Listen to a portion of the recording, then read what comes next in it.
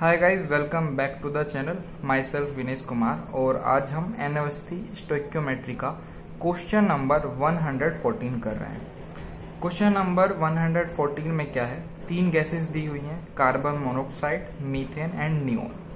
तीनों गैसेस को ऑक्सीजन जो 10 ml दिया हुआ है उसके साथ रिएक्ट कराते हैं। रिएक्शन होने के बाद वॉल्यूम घट के 36.5 ml हो जाता है। इनिशियल वॉल्यूम तीनों गैसेस का दिया हुआ है 40 ml। ठीक है, तीनों गैसेस का वॉल्यूम 40 ml दिया हुआ था। रिएक्शन के बाद वॉल्यूम कितना हो जाता है 36.5।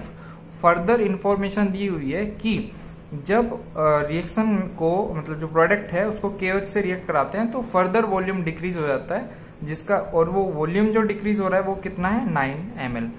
और एल्कलाइन पायरागेलोल से अगर रिएक्शन करा रहे हैं तो भी अपना क्या होता है, वॉल्यूम रिड्यूस हो रहा है। KOH से रिएक्ट करने के बाद वॉल्यूम रिड्यूस होने का मतलब है कि सॉल्यूशन में CO2 को उसने एब्जॉर्ब कर लिया। KOH क्या करता है, CO2 को एब्जॉर्ब कर लेता है, जिसके कारण उसका वॉल्यूम क्या हो गया होगा, डिक्रीज। और एल्कलाइन पायरागेलोल सेम रिएक्शन करता है ऑक्सीजन के साथ, वो ऑक्सीजन को एब्जॉर्ब कर लेता है। तो कहने का मतलब है रिएक्शन में ऑक्सीजन पूरी कंज्यूम नहीं हुई थी, पूरा 10 ml जो वॉल्यूम है वो कंज्यूम नहीं हुआ था। तो चलिए इसको सोल्व करते हैं। अब सबसे पहले देखो, जब ऑक्सीजन के साथ रिएक्शन हुआ होगा तो नियोन तो अपना है इनर्ट, तो ये तो रिएक्ट करेगा नहीं। ठीक है, CO जब ऑक्सीजन के साथ रिएक्ट करता है तो CO2 बनाता है। मैंने इसका volume x ml, y ml और z ml ले लिया है। मुझे पता है x, y और z तीनों मिलके कितना हो जाएगा 40 ml, क्वेश्चन में गिवन है। अब देखो वॉल्यूम रिलेशनशिप से देखें तो इसका x वॉल्यूम रिएक्ट करेगा तो इसका x/2 और इसका x वॉल्यूम प्रोड्यूस होगा।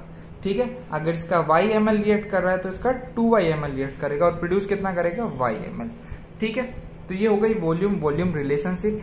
अब नियोन तो रिएक्ट कर नहीं रहा है तो उसको छोड़ देते हैं। तो कह रहे हैं देखो, अब दिया हुआ है इनिशियल वॉल्यूम ऑफ O2 कितना था 10 ml। Volume of O2 after reaction के बाद कितना बचेगा, देखो x/2 इधर रिएक्ट कर गया, 2y इधर रिएक्ट करेगा, टोटल कितना था 10 में से x/2 प्लस 2y घटा दिया तो ये होगा वो वॉल्यूम जो रिएक्शन के बाद बचेगा ऑक्सीजन का। ठीक है, volume after the reaction 36.5 ml।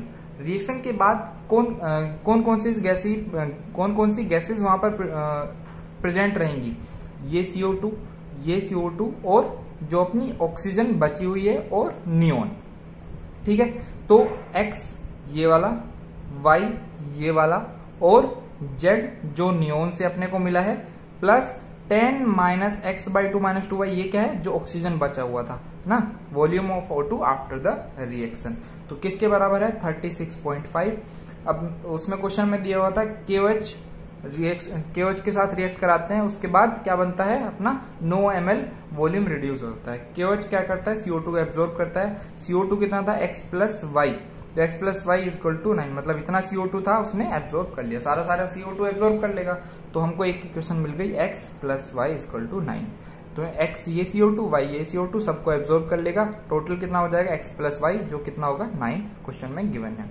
ठीक, तीन अपने पास इक्वेशन आ गई, कौन सी, पहला x+y plus z equal to 40, दूसरा ये इक्वेशन है, तीसरा x+y इक्वल टू 9।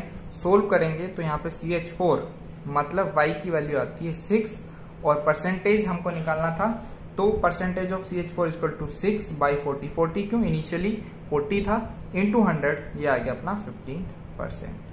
15% आ गया तो अपना option number D will be the correct answer.